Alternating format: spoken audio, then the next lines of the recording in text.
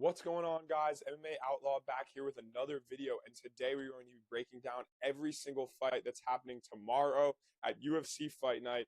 Movsar Evloev versus Lerone Murphy. UFC London, you guys are in for a good one, and so let's go straight down to the prelim opener of Melissa Mullins versus Luana Carolina.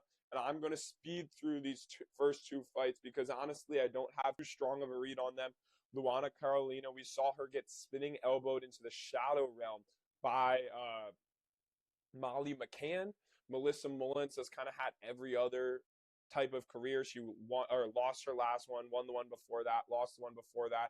Luana Carolina is a slight favorite in this matchup, about a minus 135 to a Melissa Mullins plus 115. We saw Luana Carolina miss weight. I'm not sure if this fight is actually going to happen, but if it does, give me Melissa Mullins to get it done by split decision. I think this one's going to be a very close one, and I think the English judges will favor her in this matchup. Although, you know, this is really a no-bet spot for me. I think the fight probably goes the distance, but that's like minus 250.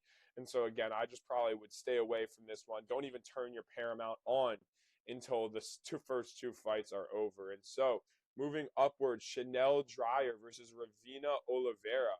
And Shanelle Dyer is coming into the UFC, I believe, which was after a loss on the Contender Series. I'm just making sure that I'm giving you guys correct information.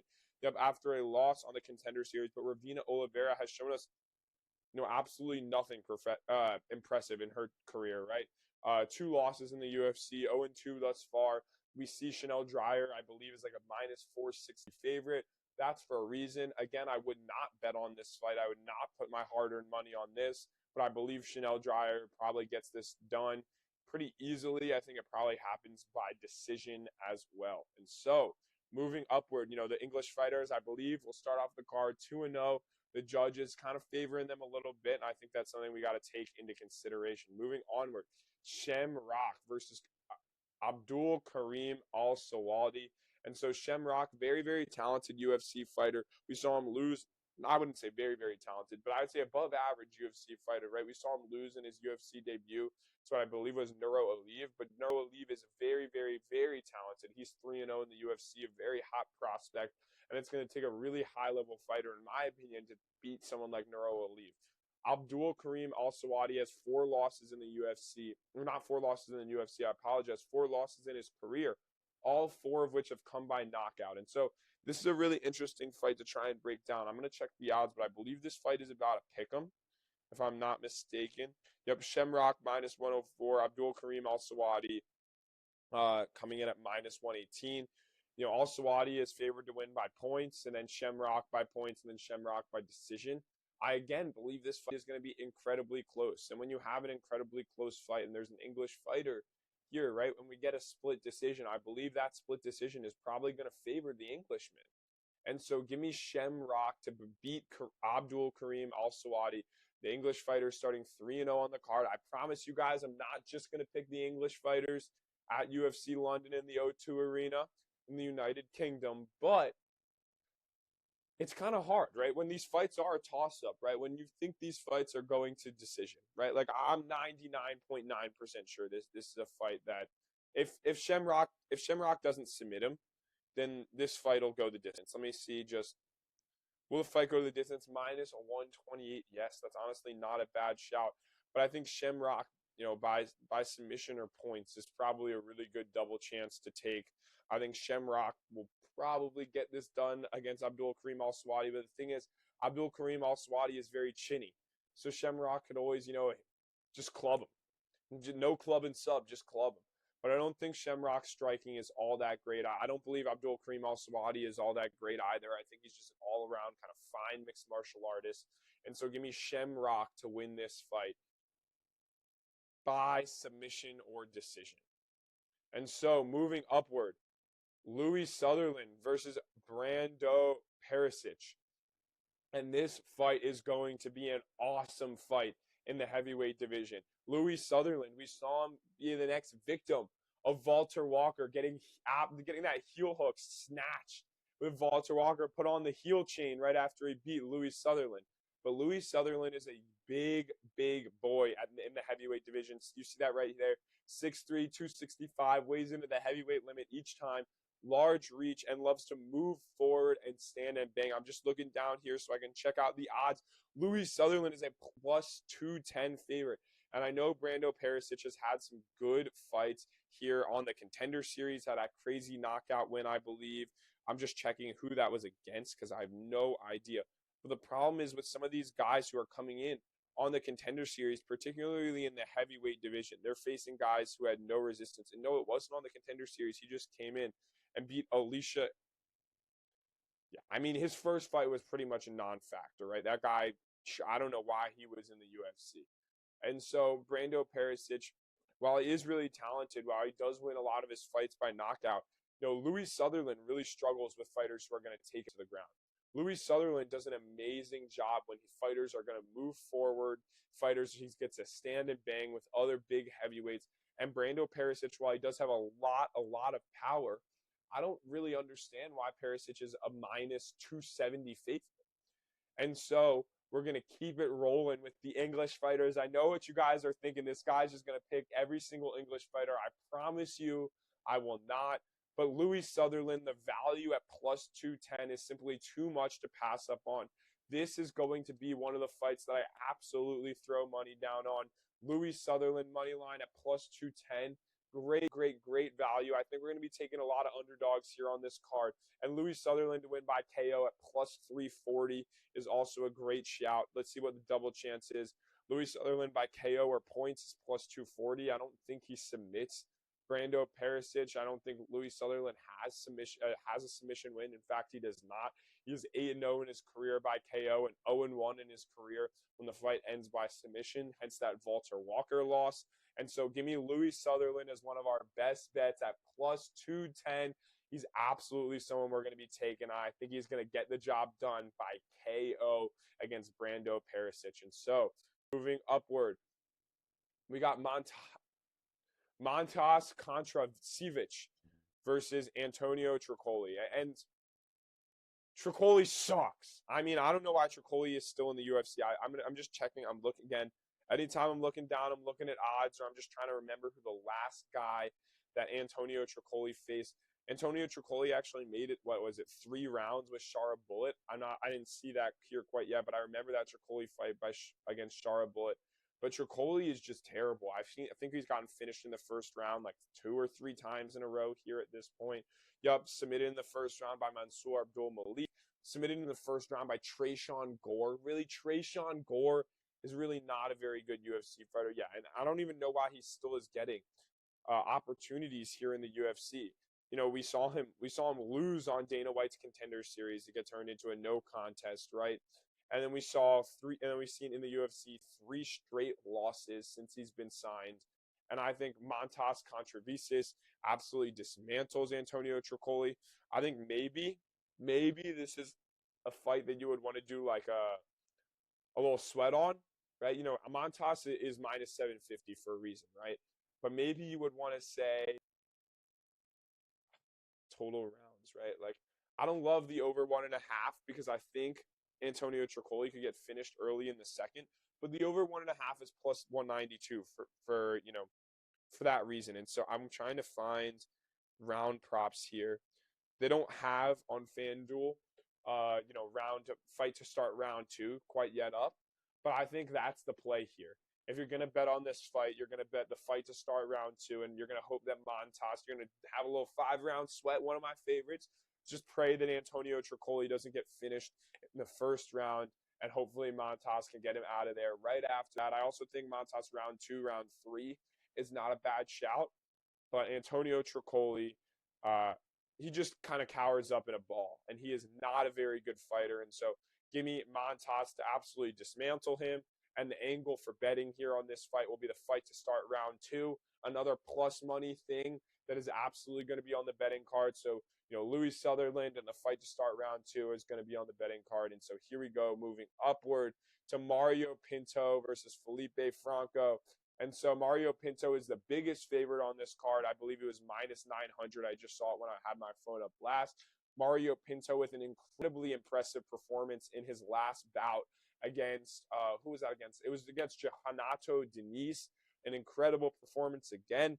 Felipe Franco is stepping in on incredibly short notice. It was supposed to be Mick Parkin, the Englishman, taking on Mario Pinto in an absolute battle of the prospects. I think Mario Pinto is an incredible heavyweight prospect, and we're seeing I believe he's minus 950. I'm just double checking to make sure that I'm not talking out of my butt.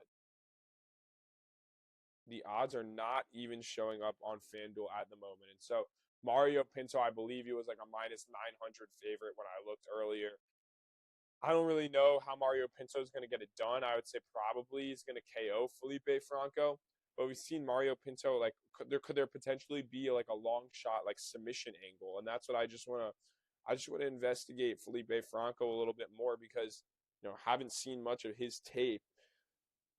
He lost on the Contender Series against Vidal by submission, and so there is definitely potential for Mario Pinto to sub him. But we know Mario Pinto definitely prefers the KO as his method of victory. And so give me Mario Pinto inside the distance. Give me a second, I'm about to sneeze. Oh, I'm sorry about that one, guys. And so give me Mario Pinto to easily get it done against Felipe Franco. I don't really have a betting angle on this one. And so Mario Pinto is the fighter to pick here. Moving upward, we have Nathaniel Wood versus Leonisa Keita. And this is an incredibly difficult fight to pick. Nathaniel Wood, one of my favorite fighters in the UFC. Nathaniel the Prospect Wood, 10-3 in his UFC career. But we've seen Keita absolutely dismantle people on the regional scene. He's got, and I'm not just saying that because he's an African fighter here, but he's got that like Francis Ngannou type of power at featherweight. When he touches people, their lights go out. And we've seen Nathaniel Wood has been dropped in 2 of his last 5 fights. And so this is definitely a hard one for me to pick. Let's say like this is a difficult, UFC debut for Keita. We've seen Keita look human against some fighters on the regional scene. And if you look human against some fighters on the regional scene, just kind of barely getting it done by decision, he kind of not barely. He clearly won some of those bouts, but it wasn't like, oh my God, Keita definitely, just destroyed that guy. But then there's some fights where it's just like, oh my, Keita just puts his lights out. And so this is an incredibly difficult fight to pick.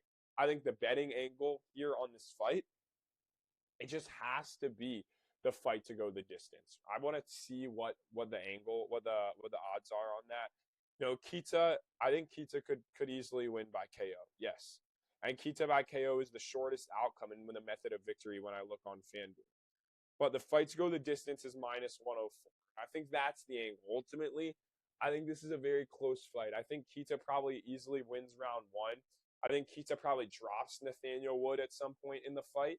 But Nathaniel Wood is incredibly, incredibly talented, and he's got some of that lighter man skill. He used to be a bantamweight in the UFC, but he is the much smaller fighter. Leonisa Keita, his reach is like 73 inches. He's going to have a much larger frame on Nathaniel Wood. He's going to have more power, but I do believe the slight skill advantage is going to go to Nathaniel Wood. And so, I'll say a little. I'm going to throw personally, and maybe this is some personal bias, and so I'm going to tell you guys maybe you shouldn't tail this one, but I'm going to sprinkle Nathaniel Wood to get the job done here in this fight because I do believe that what is he? He's plus 194. Nathaniel Wood by decision is plus 350. I think these are very, very, very viable outcomes here in this fight. Ultimately, I'm probably just going to throw a little sprinkle on Nathaniel Wood's money line.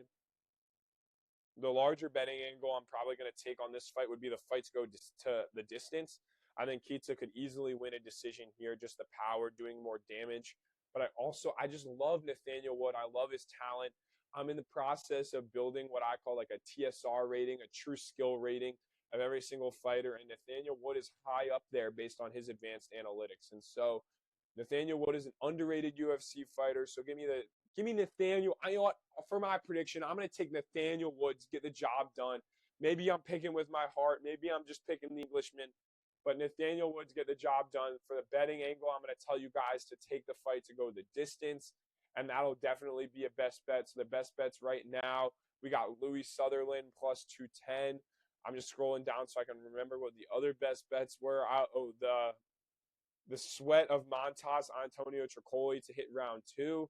This will be another sweat. The fights go the distance. And I'll tell you guys, throw a little sprinkle on Nathaniel Wood, and then maybe even a little bit of a lighter sprinkle on Nathaniel Wood to get the job done by points. And so that's my angle for the Nathaniel Wood fight. Maybe I'm a bit of a homer, but Keita is very, very good. I'm acknowledging that fact.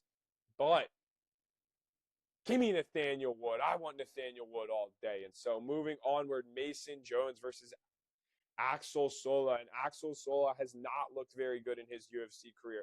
I do not care that I remember Axel Sola had that third round KO in his last bout.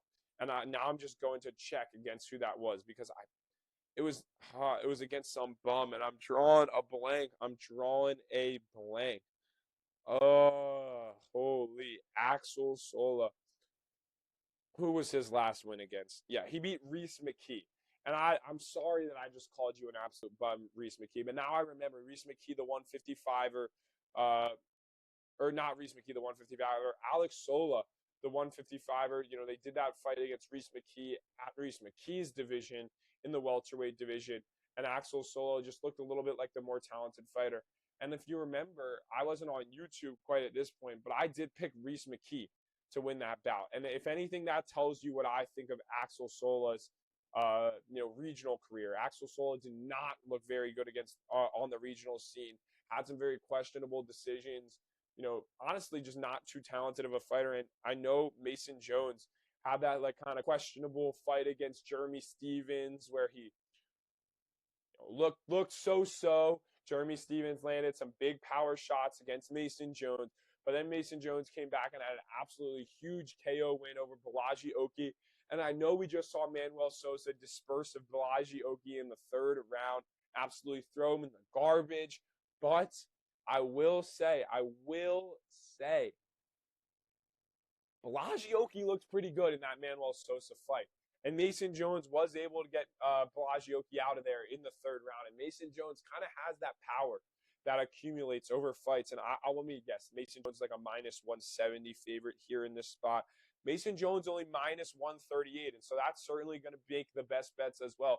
I think Mason Jones easily gets this fight done. I think Mason Jones will get it done by decision or potentially a round 2, round 3 KO building into the fight against Axel Sola. But I'm not a fan of Axel Sola's regional career. I'm not a fan of what Axel Sola does. And I think Mason Jones kind of has a pretty solid grappling base.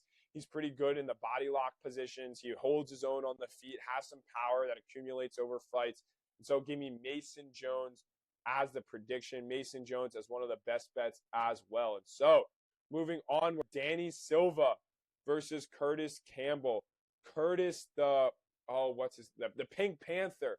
And that's why Kurtis Campbell has had these pink shorts as you see on him.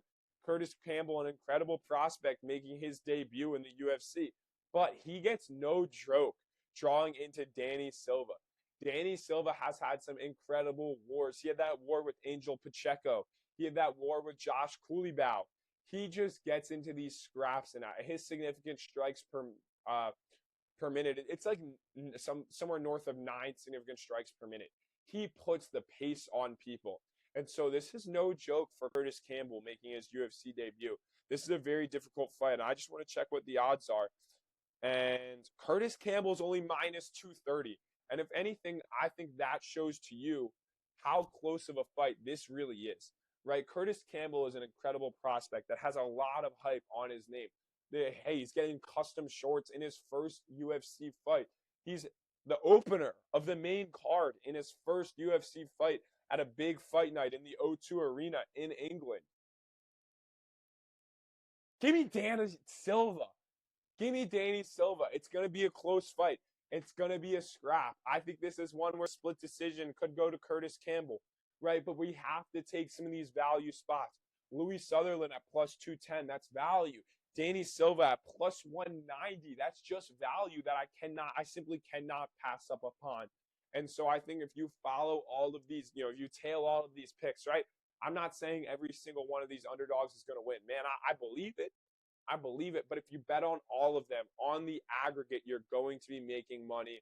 And so give me Danny Silva to get the job done here. I just want to check again who else has Danny Silva fought? Because I remember that incredible scrap against Josh Cooleybow. I remember that great scrap that he won against Angel Pacheco, right? And then, oh my God, he went to decision in his last fight with Kevin Vallejos, right? That's the fight that I was drawing a blank on. I knew he lost one in the UFC. He's coming off of a loss against Kevin Vallejos, and we saw what Kevin Vallejos was able to do when he fought a high-level fighter like Josh Emmett. We know at this point that Kevin Vallejos is an absolute stud, and so the fact that Danny Silva was able to hang around with a guy like Vallejos, you know, I'm talking myself, and I'm getting more and more confident in this prediction as we go. Danny Silva probably wins this fight by decision, and so add that to our best bets. We got Danny Silva, we got Louie Sutherland, we got that Mantas fight to start round 2. We got the Nathaniel Wood fight to go the distance, and Nathaniel Wood with a little sprinkle on the money line.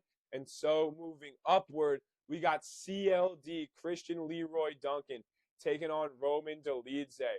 And obviously, we're going to go with CLD here. I don't really need to do much of a breakdown. Roman Dolidze is one of the least talented fighters in the UFC middleweight division.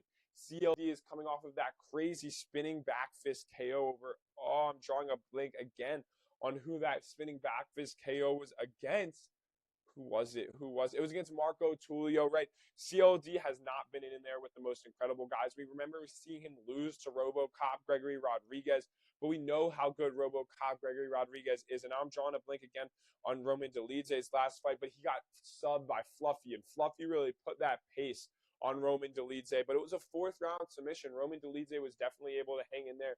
We've seen Dolidze beat guys like Vettori, beat guys like Kevin Holland. But beating Kevin Holland isn't really much of a great feat in the middleweight division. And so for me, I think there's a really strong angle on this fight card. And let me just check what the odds are. The method of victory, Christian-Leroy Duncan by points is plus 155. Roman Dolidze has never been finished in a 3-round fight. We saw him get finished in the 4th round against Fluffy Hernandez, but CLD can't quite put the pace and the grappling on Roman Dolidze in the same way that Fluffy can kind of put that pace on people. We've seen CLD have crazy highlight KOs, but they're two spinning attacks, right? And you know, at a certain point that you're not going to land that big spinning attack. And I think CLD is just going to pick Roman Dolidze apart from the outside. And so CLD, I think he's a great parlay beast because I do think he can end up KOing Roman Dolidze. I don't really see a world unless like CLD gets injured that Roman Dolidze wins this fight. But CLD by decision, that is another best bet, plus 155. A lot of the best bets here have a lot of plus money involved in them. And so I think that's another great angle, another great spot to be in. Another English fighter getting a win here. And so Iwo Braneski taking on Austin Lane. And we remember that insane fight by Braneski. It was a bar. Take that bar in the first half of his last name. It was an absolute bar fight against Ibo Aslan. Both of them getting dropped like crazy. And so, I mean, Austin Lane dropping down from the heavyweight division. We've seen Austin Lane get some, big wins at heavyweight, I would say, when he beat Robelis to Spain just by absolutely grappling Robelis. But I don't love like the drop down from heavyweight to light heavyweight here for Austin Lane. Oftentimes the skill gap between heavyweight fighters and light heavyweight fighters is humongous. I would go as far as guessing this fight's probably like minus 400, 500, 600. Let me see. Yep. Ibo Braneski, minus 590 in this fight against Austin Lane. I think he gets Austin Lane out of there. I think an interesting angle of this fight could be sprinkling Braneski by submission.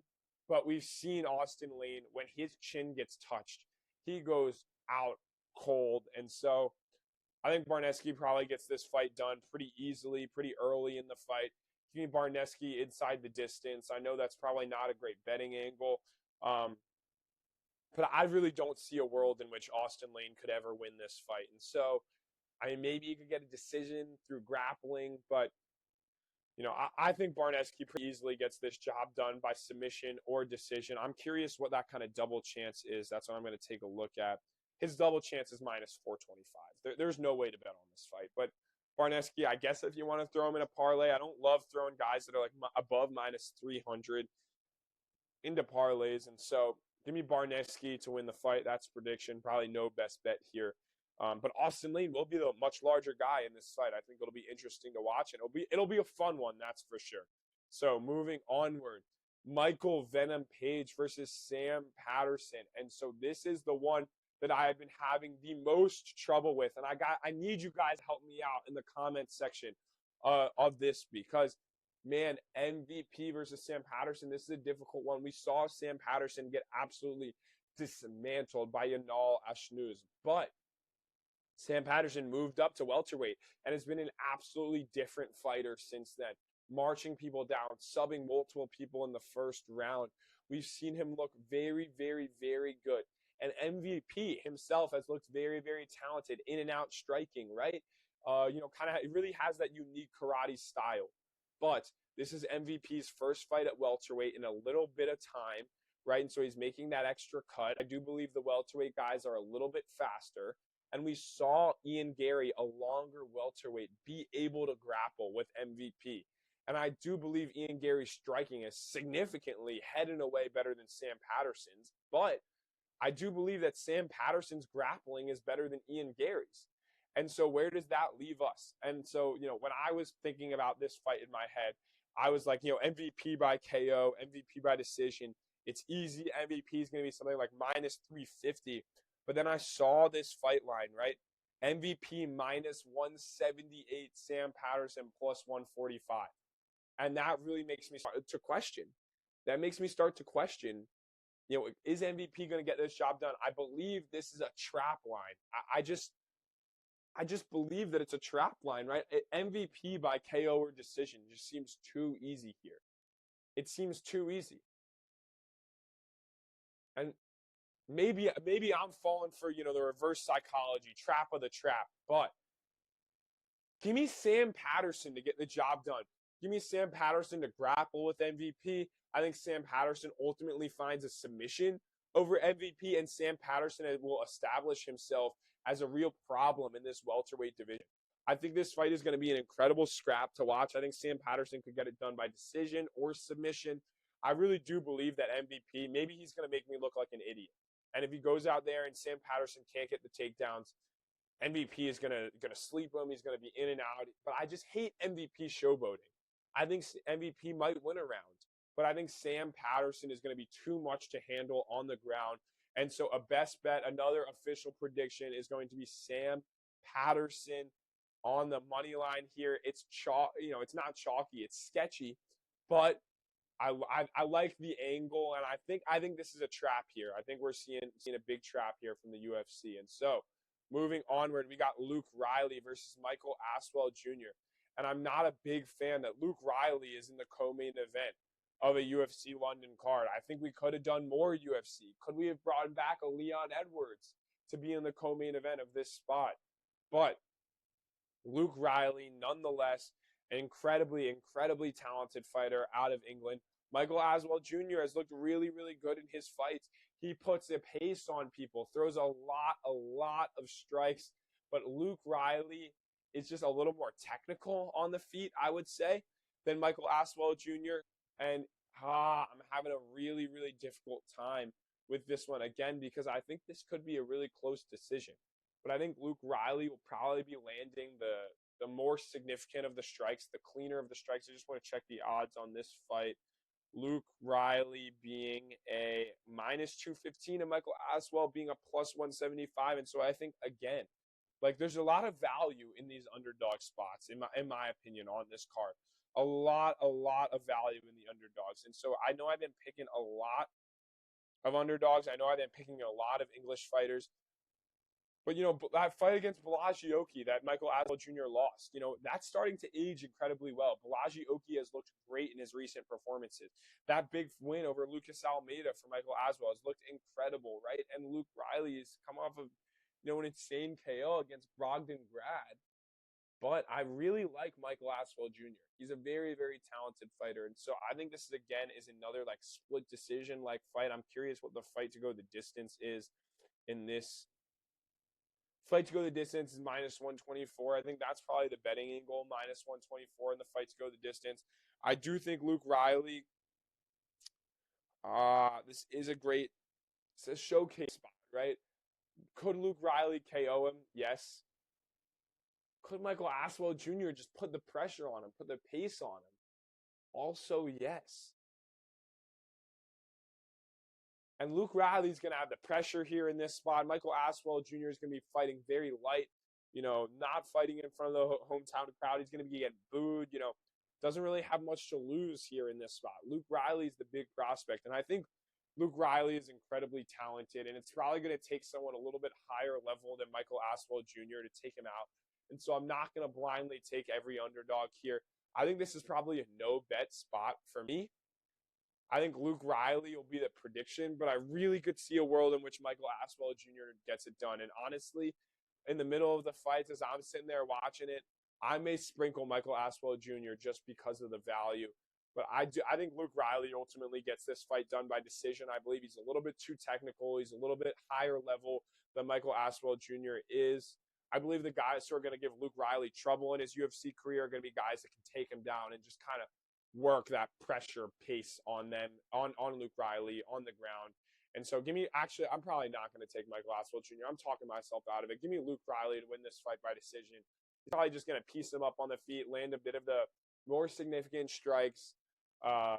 Michael Aswell Jr. could absolutely overwhelm him with pressure and pace, though, and so that's a real possibility. But give me Luke Riley to win this fight by decision. And so, moving onward, Movsar Evloev versus Lerone Murphy. And this fight is going to be pretty easy for me to pick. Lerone Murphy has struggled with wrestlers in the past. Even that beginning of the Pico fight, right? I believe if Lerone Murphy didn't hit Pico with that spinning elbow, I think Pico would have ended up, winning that fight. And Lerone Murphy, albeit a very, very talented fighter, I'm not his biggest fan. He's won. I can't diminish what Lerone Murphy has done, right? His win streak, absolutely incredible, right? That spinning elbow KO over Aaron Pico, absolutely incredible. But Evloev has just won against tough and tougher guys. Watching him fight Diego Lopez, I watched that fight back, actually. He fought Diego Lopez on 4 days' notice. And watching him deal with Diego Lopez, it was incredibly impressive. And watching Movsar Evloev deal with the fighters that he's dealt with over the course of his career, just incredibly impressive. I know they're kind of boring fights. And in my opinion, they're not kind of. They're very boring fights, right? He grapples. It's very high level, but it's unanimous decision after unanimous decision after unanimous decision. And so I think that the angle for betting on this fight, I just want to check what the odds are. Movsar Evloev is minus 250. I think the angle on this fight is pretty easy. Evloev by points. Evloev by points is minus 110. I think Evloev in a parlay is a fine parlay piece, but I don't really see Evloev finishing Lerone Murphy. Maybe Evloev could get a finish in rounds 4 and rounds 5, but give me Movsar to grapple, just kind of be a little bit higher level than Lerone Murphy. I do believe Lerone Murphy has achieved a little bit more than his skill level, which is wonderful for him. But I believe Movsar Evloev is the easy fight to pick here. Give me Evloev to win the fight by decision. A best bet of Evloev, definitely going to be a parlay piece. Evloev by decision will certainly be a best bet as well. And so, let's just kind of scroll through, speed run through these picks, just so you guys know who I have. I'm taking Evloev here. I'm taking Luke Riley. I'm taking Sam Patterson. I'm taking Barneski. I'm taking CLD by decision. I'm taking Danny Silva to upset Curtis Campbell.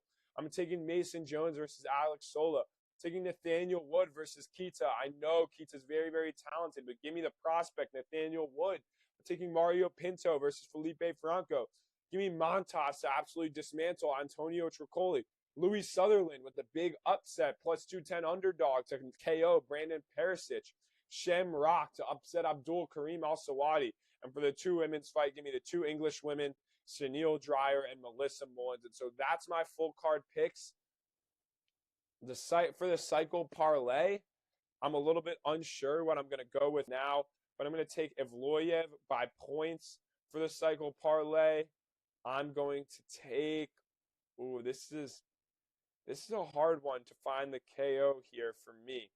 Give me Louie Sutherland by KO at plus 340 as the KO piece. And then Oh, man, the submission angle is tough for me. Mm.